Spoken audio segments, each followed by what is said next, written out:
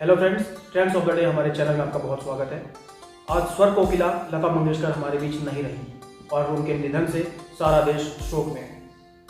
लता को श्रद्धांजलि देने के लिए हमने कुछ अलग करने की सोची और हमने एक ऐसे फैन को ढूंढा जो उनके बारे में अनसुनी बातें जानने का पूरा दावा कर रहा था। बस फिर क्या था, हमने उस फैंस को पकड़ा और उसको अपने स्टूडियो में लेकर आए और हमने ये पड़ताल करने की कोशिश की कि क्या उस फैन का दावा सच है। तो आइए जानने की कोशिश करते हैं कि उस फैंस ने क्या उनके बारे में हर बात और हर रिसर्च की हुई है। तो हमने उसके साथ सवालों की बौछार करी और हमने देखा कि उस फैंस का दावा किस हद तक सच है। तो आइए जानते हैं फैंस के दावे की हकीकत। तो सबसे पहले हम आपको फैंस से तारुफ करवाते हैं। लता जी का जो सबसे बड़ा फैन जो अपने आपको बता रहा है उनका नाम है जितेंद्र तिवारी। जितेंद्र, बहुत स्वागत है आपका हमारे टोड यानी कि trends of the day channel में। और आपसे पहला सवाल मैं पूछना चाह रहा हूँ और ये आप जैसे फैन के लिए बहुत ही छोटा सवाल होगा, लेकिन फिर भी मैं पूछना चाहता हूँ क्योंकि काफ़ी लोगों को सवाल के जवाब पता ही नहीं होगा। लता जी का बचपन का नाम क्या था जितेंद्र? लता जी के बचपन का नाम हेमा था। बिल्कुल सही जवाब है, लता जी के बचपन का नाम हेमा ही था।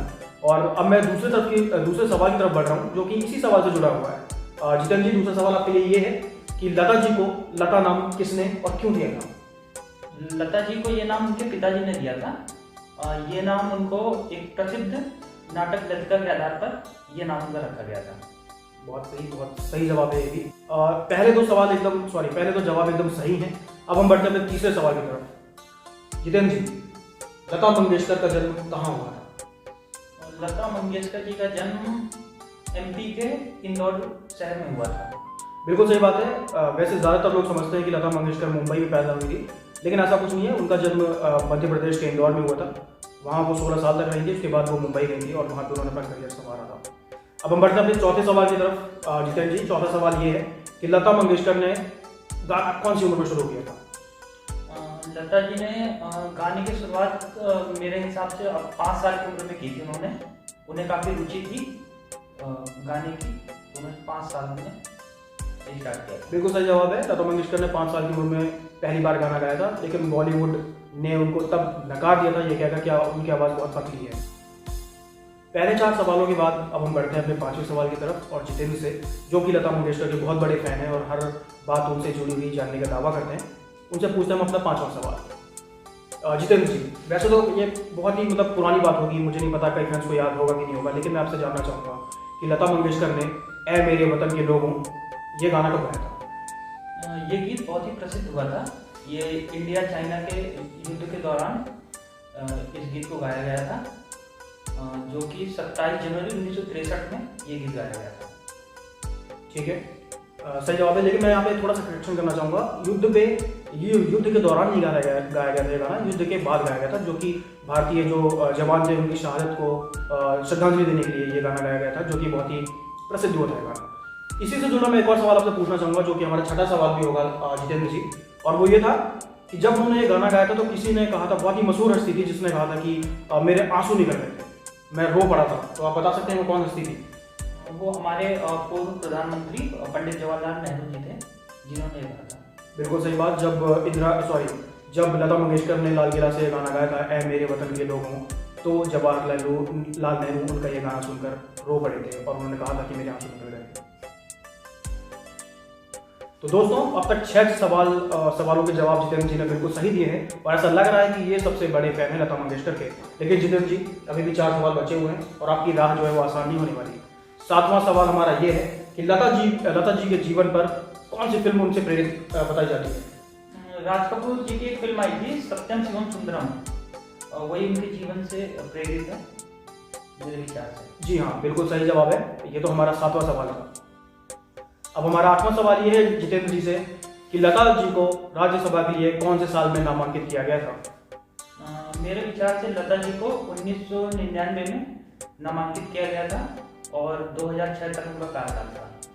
इस सवाल का जवाब भी बिल्कुल सही दिया जितेंद्र जी ने। और हम आपको बता दें कि जितेंद्र जी अब सिर्फ 2 जवाब दूर हैं अपने सबसे बड़े फैन की बनने के कदम से।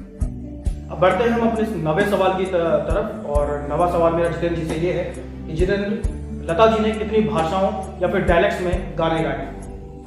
लता जी ने करीब 35 भाषाओं में गाना गाया है। बिल्कुल सही बात है। और अब हम इस जो इंटरव्यू है इसके आखिरी क्वेश्चन की तरफ आ रहे हैं, और हमारे हिसाब से क्वेश्चन काफ़ी डिफिकल्ट भी है। देखना होगा जितेंद्र जी क्या इस सवाल का जवाब दे पाएंगे या नहीं। तो पूछते हैं उनसे अपना आखिरी सवाल, जो कि है जितेंद्र, लता मंगेशकर के नाम एक बहुत ही खास रिकॉर्ड है उनके नाम, जो कि कहा जाता है कि वो मतलब एक ऐसा रिकॉर्ड है जिसको बनाने के लिए या फिर तोड़ने के लिए हर भारतीय का सपना भी है। क्या आप बता सकते हैं वो कौन सा रिकॉर्ड है? मेरे विचार से लता जी भारत की एक पहली गायिका थी जिन्होंने रॉयल अल्बर्ट हॉल में गीत गाया था। रॉयल नहीं, रॉबर्ट। तो जितेंद्र जी ने 10वां सवाल का जो जवाब है वो भी बिल्कुल सही दिया है, और इसी के साथ जो ये दावा कर रहे थे कि मैं लता का बहुत बड़ा फैन हूँ, वो दावा भी एकदम सही साबित हुआ। जितेंद्र जी आपको बहुत बहुत बधाई कि आपने लता से जुड़े 10 सवालों के जवाब बहुत सही दिए हैं, और आपको इस बात की भी बधाई कि आप लता के सबसे बड़े फैन में से एक हैं, क्योंकि इस भारत में ही नहीं दुनिया भर में उनके कई फैंस हैं।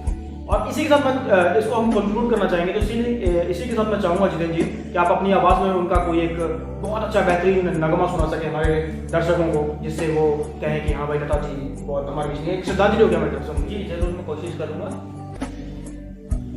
मेरे वतन के लोगों जरा आँख में भर लो पानी, जो शहीद हुए हैं उनकी जरा याद करो कुर्बानी।